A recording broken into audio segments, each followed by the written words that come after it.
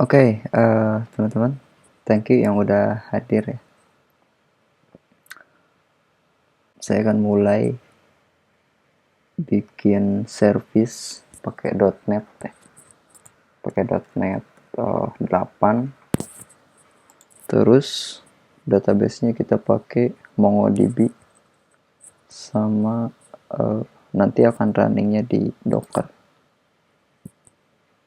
Nah, step pertama yang kita lakukan adalah kita bikin database-nya dulu ya, MongoDB, yang akan kita running di Docker nantinya.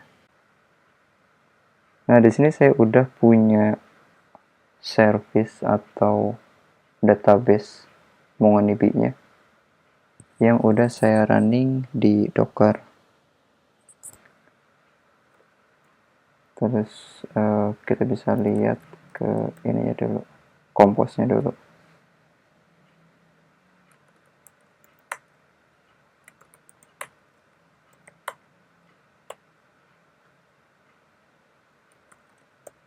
Nah, jadi MongoDB-nya saya running di Docker pakai Compose ya. Kontainernya MongoDB, nah image-nya pakai Mongo yang latest, terus saya pakai network namanya coders gitu ya.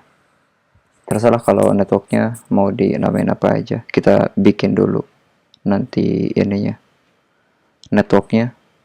Terus portnya yang saya publish itu 2717, ini yang buat keluar gitu ya, diakses dari public. Dan port default si MongoDB-nya 27017. Itu nanti dipakai buat komunikasi antar kontainer gitu. Nah, di sini ada juga environment, yaitu username sama passwordnya. Terus volume ya, Mongodata buat nyimpen si datanya juga. Kita bisa lihat dulu si networknya.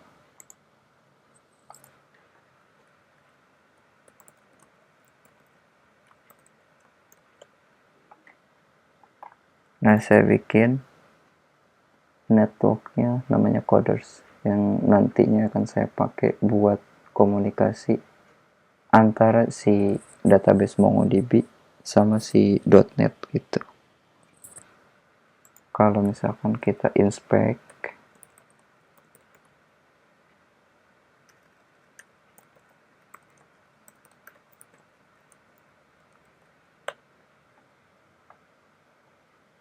nah yang udah pakai si network ini baru satu ya, baru si kontainer MongoDB yang tadi.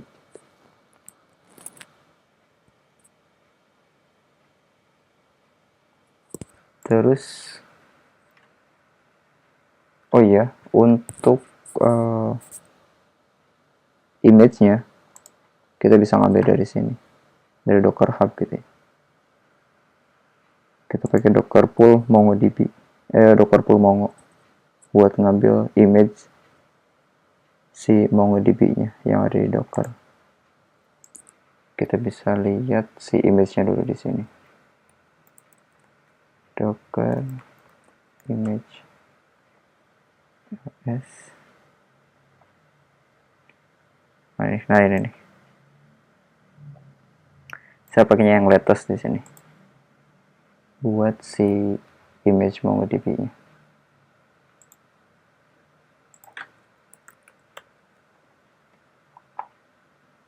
Oke, kita akan coba masuk ke database-nya dulu. Database si MongoDB yang tadi. Pakai command mongosh hostnya localhost, portnya 2717 yang mau kita akses dari public gitu ya. Main username-nya root sama password sesuai yang tadi ada di sini. Nah ini username sama passwordnya, pakai portnya 2717.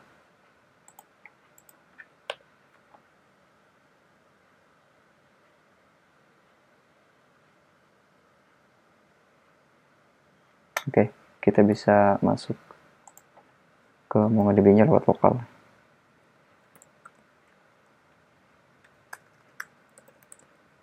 Kita coba lihat dulu database-nya. Nah, di sini saya udah bikin database namanya user. Kita pindah dulu.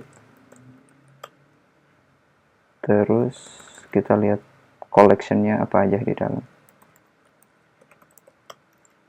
Nah, saya udah bikin user di sini buat collection-nya. Kita coba fetching dulu data-data yang ada di collection ini. dp user.find. Nah, di sini udah ada beberapa data yang udah saya bikin juga ya. Dengan properti atau kolom-kolom. Yang pertama ID, name, email, sama password. Jadi ini simple aja sih yang buat user. Dan passwordnya pun nggak di hash gitu ya. Nah, ini kan kita akses lewat lokal gitu ya. Kita coba sekarang akses lewat si kontainernya. Docker exec init MongoDB, nama kontainernya, terus Mongo sh.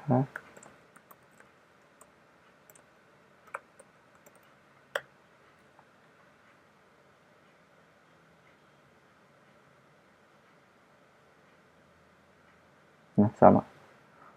Udah bisa masuk juga lewat kontainernya.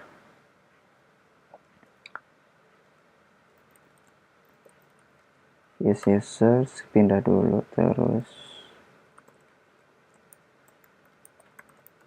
collection. Nah, sama juga di sini. dp user.find. Nah, sama ya. Kita udah bisa juga masuk lewat si kontainernya. Oke, teman-teman, kita sekarang lanjut ke .NET service-nya ya. Nah, di sini saya udah bikin .NET service-nya pakai .NET 8. Nah, kalau misalkan ada yang belum bikin, bisa bikin dulu .NET new web API n gitu, namanya apa gitu.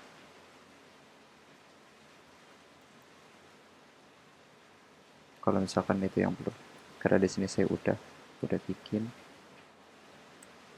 jadi saya akan jelasin satu-satu di sini.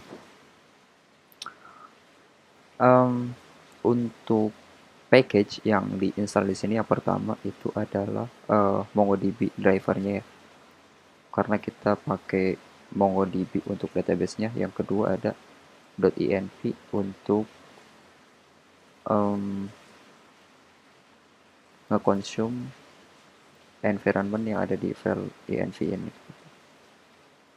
Nah, di sini udah ada beberapa environment. Ada host, port, username, password, sama database. Nah, ini buat si database MongoDB-nya atau connection-nya nanti. Kita lanjut ke ini dulu, data konteks dulu pertama. Pertama bikin data konteks. Saya di sini bikin data konteks buat nge-get si connection string-nya yang pertama ya. Terus yang kedua database-nya juga gitu. Nah, terus saya bikin function di sini buat nge-get si collection-nya. Karena kalau di MongoDB kan ada collection. Jadi kita bikin dynamic aja nanti pas di repository-nya. Nge-refer ke si function get collection ini gitu. Buat nge-get si collection. Oke, habis data konteks ini dibikin, kita implement di root file-nya atau di program CS-nya.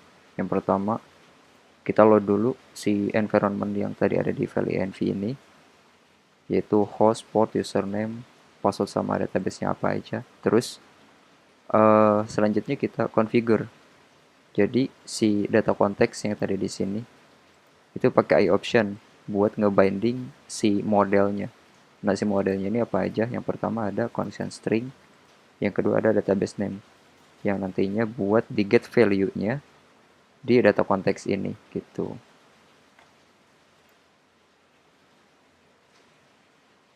Nah, lanjut lagi ke sini saya configure buat si si model MongoDB ini. Connection stringnya saya bikin pakai file atau value yang ada di file environment, terus database-nya juga gitu. Jadi kalau misalkan udah dikonfigur untuk si model MongoDB-nya, saya hidupin si konteksnya pakai singleton di sini. Karena kenapa pakai singleton? Karena biar ini sih running dari awal gitu, idle-nya dari awal si service up gitu. Nah, kalau misalkan kita pakai add scope, jadi dia itu akan nge-up si MongoDB-nya gitu ya, sesuai request. Jadi dia akan ngerilis ketika si request tersebut udah ke terminate gitu ya. Terus nge-create connection lagi nantinya. Nah, kalau misalkan add singleton itu enggak. Jadi dari awal terus idle. Matinya itu sampai si service-nya mati gitu. Nah, kalau ini matinya kan kalau si request udah selesai gitu ya. Nah, dia akan mati sendiri atau connection yang ngerilis gitu. Nah, abis dari sini saya bikin interface-nya atau saya jelasin dulu deh yang ada di sini, yang ada di program ini. Yang pertama kan tadi environment-nya, terus kedua configure untuk si MongoDB modelnya, ketiga kita hidupin, yang keempat kita add controllers karena kita pakai controller di sini gitu ya. Terus add course juga, sama kalau ini default biasanya ya. Kalau Swagger nih, biasanya development pasti ada. Terus yang selanjutnya adalah map controller, dia buat nge-routing yang ada di dalam user controller gitu. Nah, lanjut sekarang kita bikin interface-nya dulu. Interface buat si user. Si user ini saya bikin ada get all, get ID gitu ya. Nge-create, update sama delete juga. Terus nanti kita implementasi di user repository ini gitu. Nah, di sini ada cancellation token-nya juga. Cancellation token itu tujuannya untuk ketika si front end gitu ya, atau ketika kita ngehit si API tersebut, ketika dia di terminate dia akan nge-clean up gitu ya si apa ya si sampahnya lah intinya gitu dalam runtime-nya. Itu gunanya pakai cancellation token di sini biar nggak berat prosesnya nanti. Terus di sini ada create user juga, dia pakai user model ya, parameternya. Nah, saya udah bikin modelnya di sini. Modelnya itu user model. Nah, di sini. Di sini ada ID-nya yang pertama. Terus yang kedua ada name, email sama password sesuai yang ada di collection user ya, yang di MongoDB yang tadi awal kita udah jelasin gitu. Lanjut lagi ke sini interface-nya. Update sama delete. Update kalau parameternya dia butuh user model, terus kalau delete dia cuma string aja sama kayak get by ID. Nah, setelah si interface-nya udah dibikin, lanjut kita implementasi si interface tersebut. Nah, di user repository ini yang pertama ada Amigo collection. Dia buat ngeget si collection-nya. Yang tadi udah dibikin pertama di data context si function-nya. Nah, ini kita akan ambil si function get collection ini di user repository. Nah, saya bikin konstruktornya, terus saya panggil si collection yang tadi udah di define pertama. Saya isi value dengan ngeget function get collection dari data context pakai parameternya user. Karena collection yang ada di database MongoDB yang pertama tadi itu adalah user namanya gitu. Yang pertama di sini ada create user. Create user buat nge-insert gitu ya. Di parameternya yang pertama ada user. Terus yang kedua ada cancellation token sesuai yang ada di interface lah, intinya kayak gitu. Dia pakai insert one asynchronous karena di sini saya pakai task buat asynchronous. Terus yang kedua ada delete di sini. Nah, kalau misalkan ada parameter ID di sini. Si MongoDB menyarankan buat bikin filter buildernya dulu. Jadi saya bikin filter builder dulu di sini buat nge-get si ID-nya gitu. Atau bisa juga sebetulnya pakai properti-properti lain gitu si builder ini. Contoh yang ada di collection user ini kan ada name, email, sama password gitu ya. Jadi filter equal name-nya apa sama dengan name juga gitu ya. Atau mungkin properti lain. Ini hanya sekedar ini aja sih, filter builder aja gitu. Nah, terus di sini saya pakai delete one asynchronous, yang mana dia itu butuh satu parameternya yaitu filter buildernya, yang kedua cancellation token. Selanjutnya ada get all user. Saya nge-returnnya yaitu array of user model.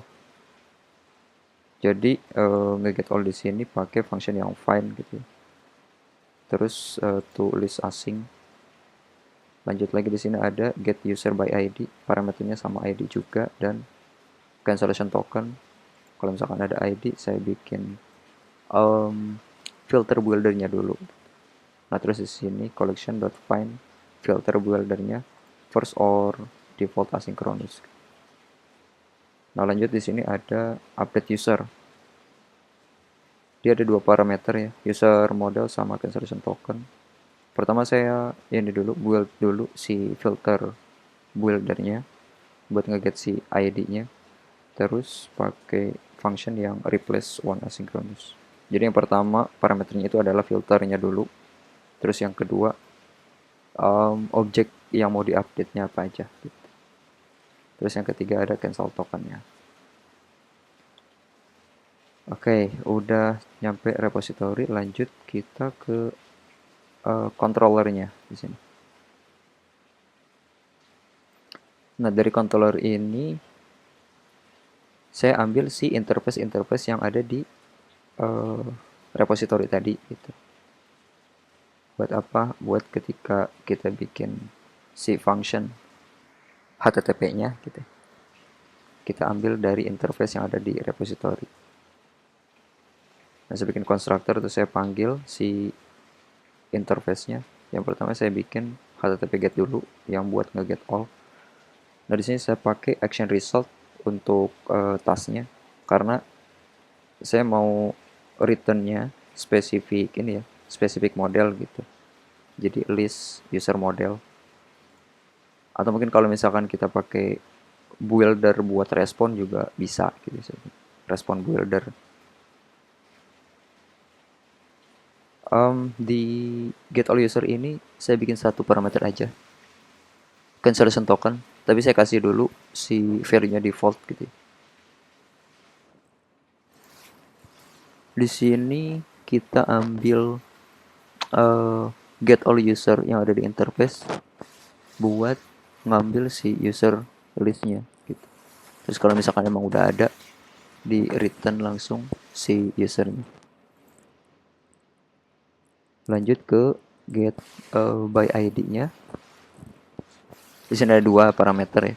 Yang pertama ada param ID-nya, terus yang kedua ada cancel token-nya. Nah, di sini kalau misalkan si get user by ID ini dia pakai string ID gitu. Nah, di sini saya implementasi buat nge-parsing dulu si ID-nya gitu. Nah, tujuannya untuk apa? Tujuannya itu adalah untuk dia akan ngevalidasi dulu apakah si ID yang dipassing based on parameter tersebut itu valid atau tidak gitu. Karena ID ini kan ngerujuk ke objek ID yang ada di MongoDB-nya gitu. Jadi si MongoDB itu dia nge-create ID dengan tipe hexastring 24. Jadi saya validasi dulu di sini si ID-nya. Kalau misalkan dia salah gitu ya atau invalid, saya return bad request gitu. Nah, terus kalau misalkan dia valid ID-nya, baru saya ambil ke datanya. Get user by ID. Kalau misalkan ada atau enggaknya. Kalau misalkan enggak ada, saya return not found. Dan kalau misalkan ada, ya saya return si ID-nya gitu. Berbentuk objek, ya benar. objek user. Lanjut lagi, di sini ada HTTP post buat nge-create ya. Saya returnnya cuman message string aja nantinya. Yang pertama parameternya atau body requestnya itu user request. User request saya bikin di sini. Nah, user request itu cuma 3. Ada name, email, sama passwordnya. Cuma 3 doang. Nah, user request yang kedua ada cancellation token. Lanjut, di dalamnya saya bikin user model karena si create user yang ada di interface tadi itu dia butuh model, butuh typing ya, user model, bukan user request gitu. Tapi ID-nya saya iniin aja, saya hide atau saya undefined gitu. Karena nanti ketika dia nge-create ke si database-nya, si ID tersebut akan otomatis dibikin sama si database MongoDB-nya gitu. Nah, kalau misalkan udah, saya return string aja, user created. Lanjut lagi, di sini ada HTTP put buat nge-update ya, buat nge-update data. Returnnya juga sama, cuman message string aja. Di sini ada 3 parameter. Yang pertama ada param ID-nya, yang kedua user request, yang tadi 3 property itu, 6 user sama password gitu. Terus yang ketiga ada cancel tokennya. Sama yang kayak tadi di atas, get by ID. Saya validasi dulu si ID yang dipasingnya itu, apakah dia valid atau tidak gitu.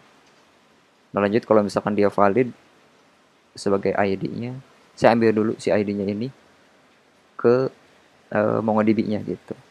Kalau misalkan nggak ada gitu, saya return not found. Nah, kalau misalkan ada, saya bikin user mode buat nanti parameter ke si update user gitu. Karena update user ini kan dia butuh typing user model. Saya bikin dulu user modelnya.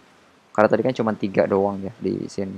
Yang user request, name, email, sama password doang. Terus saya tambahin ID, ID-nya ini based on dari user yang kita ambil dari database gitu. Nah, di sini kenapa saya bikin tanda tanya ya?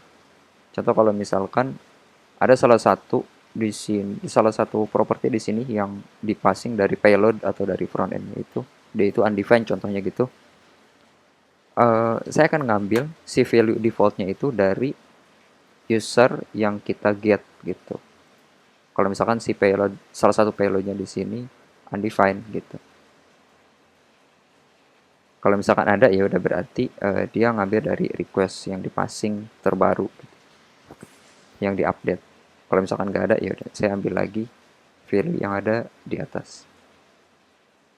Nah, kalau misalkan udah bikin si user modelnya, lanjut saya update ya parameternya. Yang pertama ada usernya, karena si update user ini dia cuma butuh 2 parameter aja yang dibikin.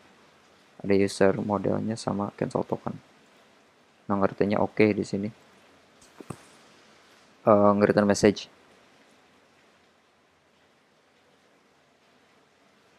Lanjut, di sini ada HTTP delete buat nge-delete, dan resultnya juga cuman message aja sih.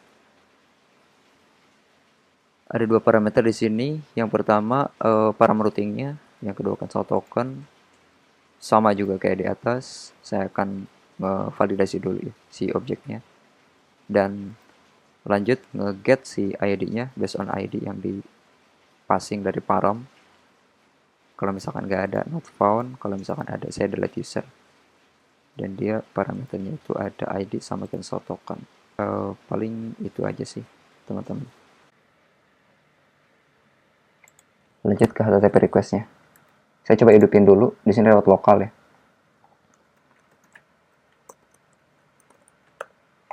.NET Run. Oke. Di sini udah hidup. Saya pakai port 5025. Udah saya configure juga pakai Kestrel ya. Use Kestrel di sini. Adanya di app setting. Configure buat HTTP-nya.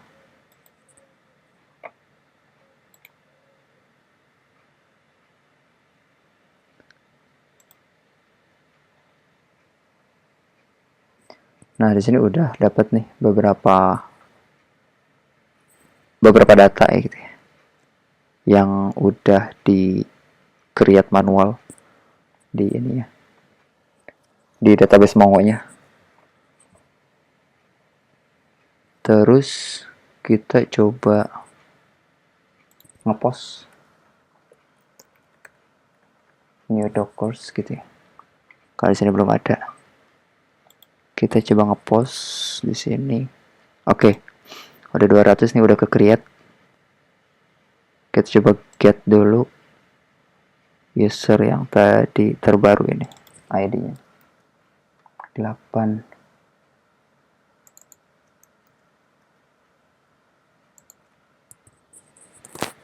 Nah, di sini udah dapet. Saya coba salahin gitu ya di sininya.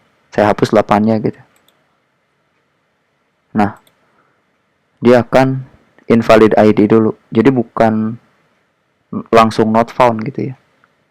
Karena si ID ini emang spesifik dibuat dari MongoDB-nya gitu. Pakai apa ya, hexastring gitulah. Algoritma si MongoDB-nya. Atau mungkin di sini 9 gitu. Tadi kan 8. Nah, user not found kalau 9. Kalau misalkan saya coba yang 8, nah ini udah. Atau mungkin kita coba yang lain deh. Nah, coba yang ini. AE nih. Yang AE di sini. Misalnya kan dia udah dapat ya. Kalau misalkan saya coba ganti nih yang terakhir gitu pakai T gitu.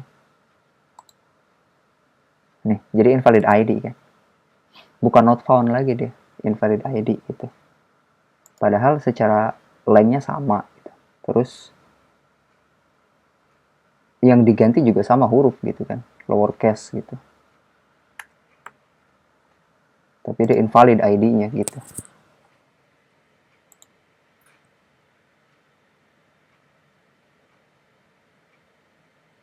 Oke, yang A di sini udah dapat. Terus kita coba update ya. Kita coba update di sini. Kasih root mana namanya?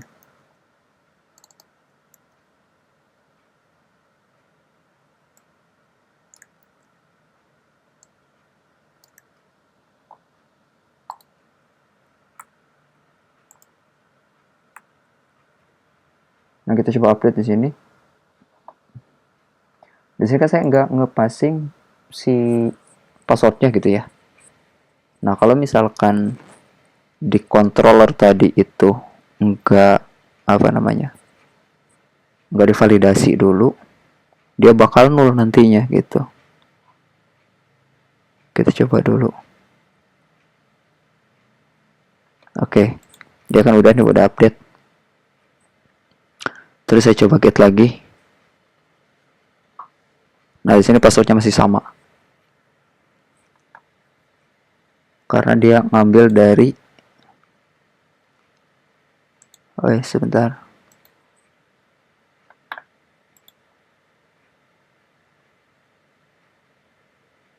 HTTP put. Nah, gini. Kalau misalkan dia undefined gitu ya. Saya akan ngambil dulu berdasarkan si user yang pertama di fetch gitu.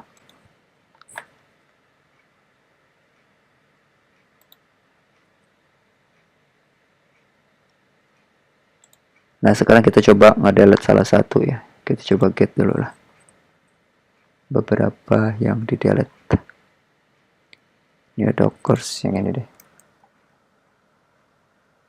Saya coba delete.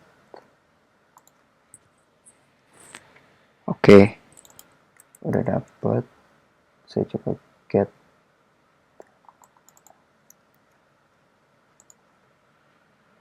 Oke, user not found. Berarti udah nih. Udah aman ya.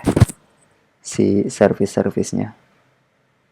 Udah hidup dan bisa di fetching juga dari lokal gitu. Si MongoDB yang ada di Dockernya.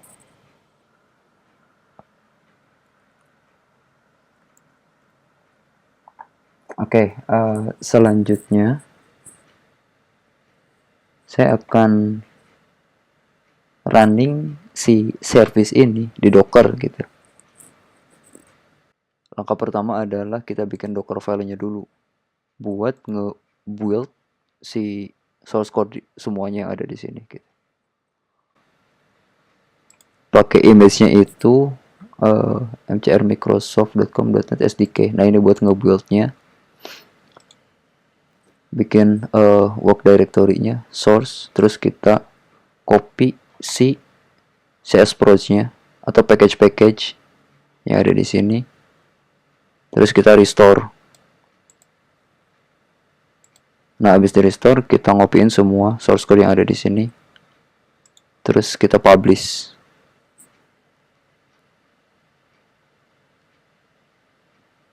Habis dipublish ini, saya ambil juga image yang buat runtime-nya gitu. Bikin work directory apps, terus saya copy si build yang udah tadi dibikin gitu ke /publish. Saya expose portnya, saya samain aja 5025 di sini. Terus komennya .net MongoDB. Nah, ketika udah dibikin si Docker file-nya, tinggal kita build dulu gitu. Docker build minte name image, nama image-nya gitu apa aja terserah yang nantinya mau kita pakai di Docker Compose-nya gitu. Nah, karena kita ada di directory-nya, kita dot aja gitu.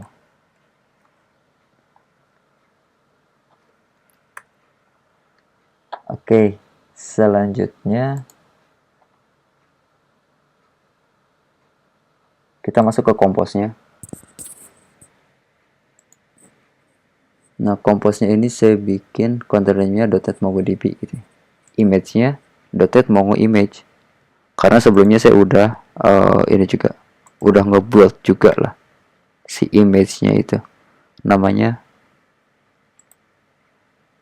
.net Mongo. Coba Docker image. Nah, ini .net Mongo image.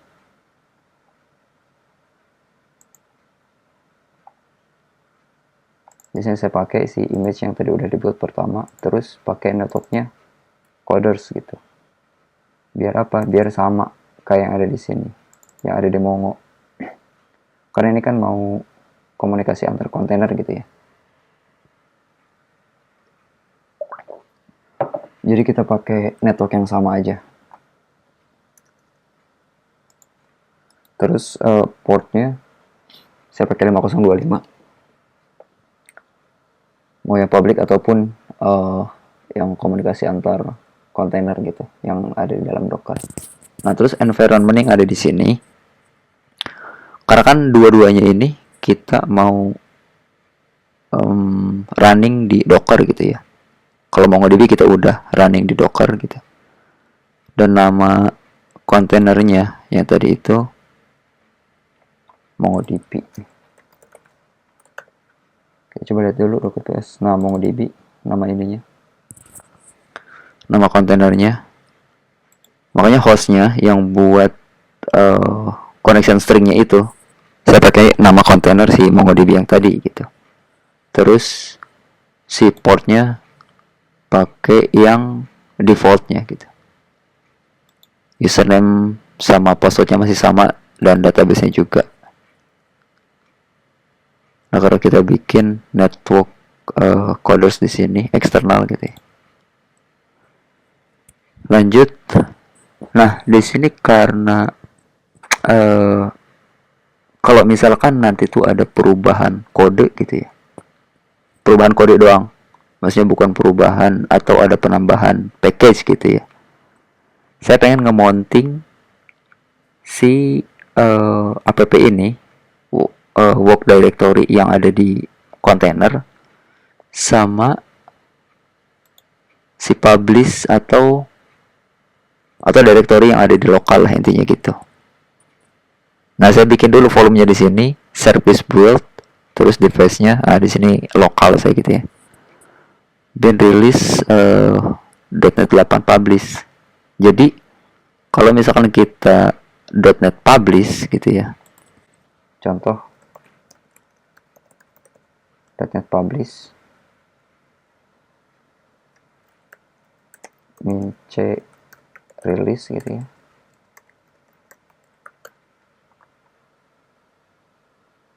nah dia itu akan otomatis masuk ke sini nih, publish nih, ya akan kita deploy juga gitu ke kontainer. Nah makanya ketika ada perubahan nanti itu di sini, dia udah otomatis ada juga di kontainernya. Kita coba running dulu si kontainernya. Compose up min d, saya detach aja biar running di background.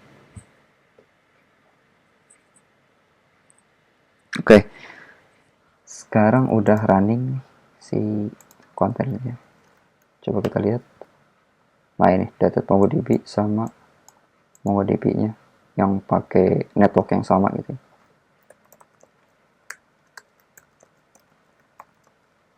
Docker network inspect coders gitu.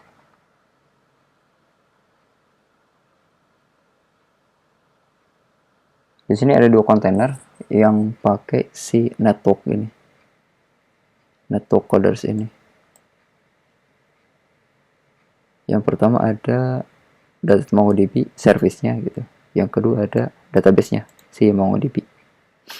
Jadi di sini udah running dua-duanya dan bisa komunikasi lewat si network coders ini yang kita bikin.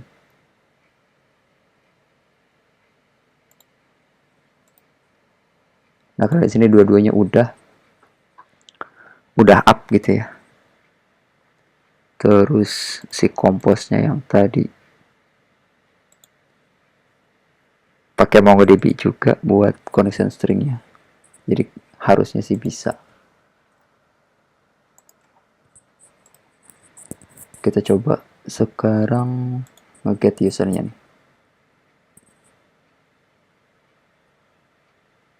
Nah, udah bisa juga nih. 200 juga, terus postnya kita coba. User created dockers gitu ya. Ini yang paling bawah. Kita coba nge-get. Oke, udah dapat juga. Kita put ke sini. Oke, coba gini aja. Successfully update. Nah, passwordnya tadi masih sama ya. Karena di sini kan yang di passing update itu cuma name sama emailnya doang. Yang pertama kan masih ya, enggak dirubah.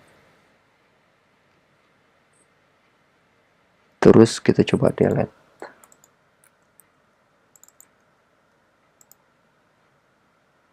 Oke. User successfully delete.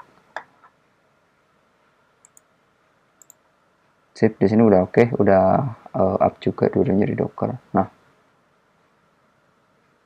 saya akan jelasin yang volume tadi itu tujuannya buat apa gitu, yang ada di sini nih.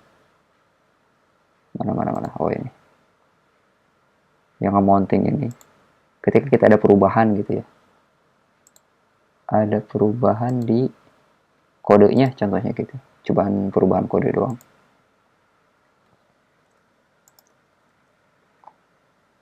User not found. Oh, bukan.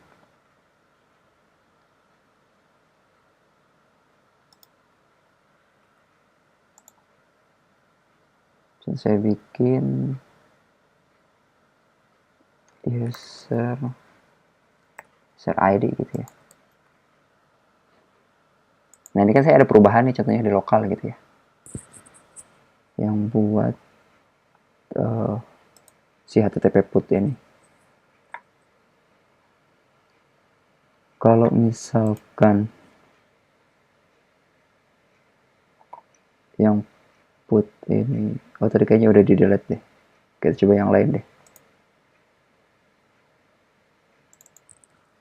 yang AE ini.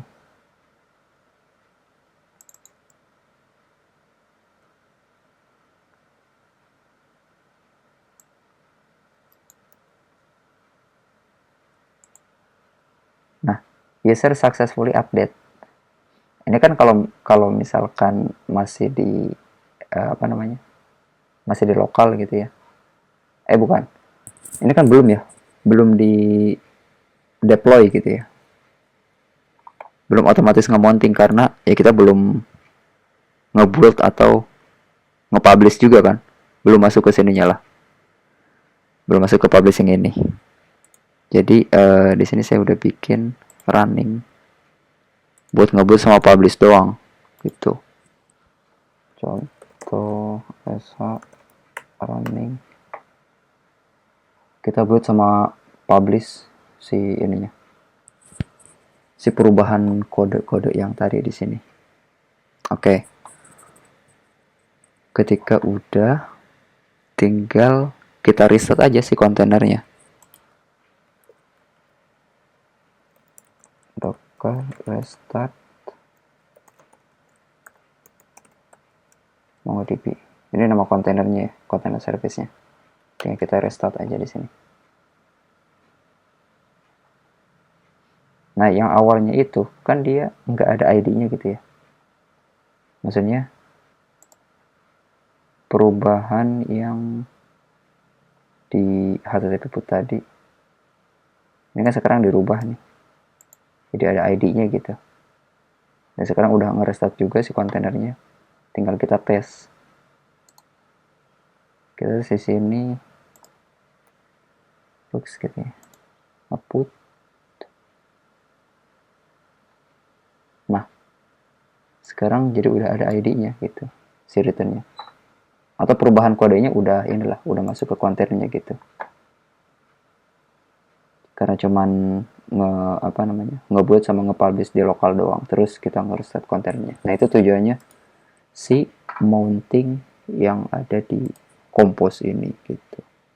Biar mereka sama-sama inilah, biar sama lah antara di lokal sama di dalam ini, di dalam kontainer gitu. Oke, paling itu aja. Makasih banyak teman-teman yang udah hadir. Mudah-mudahan course-nya bisa bermanfaat. Makasih semua.